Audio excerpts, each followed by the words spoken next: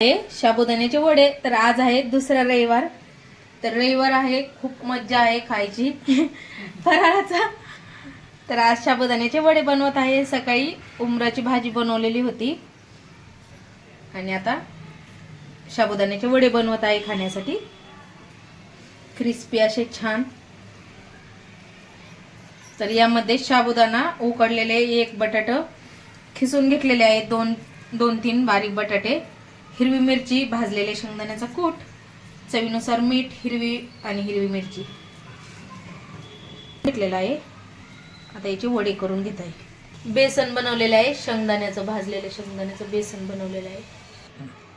चेपटे असे करायचे, असे गोल करून चेपटे करायचे. फुटत असते जरा. तर असे वडे करून आता तळून घेणार आहे. तर वडे जपून करायचे, कारण कधी कधी ना साबुदाणा असा फुटतो, तर तोंडावर हे तेल उडायची भीती राहते. मग त्यामुळे जपूनच बनवायचे वडे. छान गोल्डन कलरवर तळून घेणार आहे. खूप जास्त असे कडक आवडत असेल तर एकदम पातळ वडे करायचे, आणि खुसखुशीत आवडत असतील तर थोडेसे असे जाड करायचे, म्हणजे छान, ते पण छान होतात. आम्हाला ते कुरकुरीत आवडतात, थोडे क्रिस्पी. उकडलेलं बटाटा टाकून घेत आहे या शेंगदाण्याच्या आमटीमध्ये.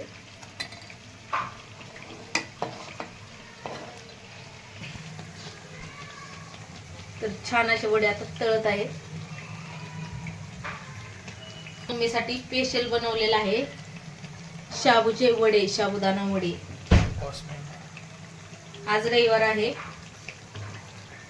पौष महिन्यातला सूर्यनारायणाचा दुसरा रविवार आहे. तर आज पहिल्यांदी आपण हे केलेलं होतं बगर आणि साबुदाण्याचे पकोडे, भजे, आणि फराळाचं पण बनवलेलं होतं साबुदाण्याची खिचडी. आज बनवलेलं आहे वडे साबुदाण्याचे.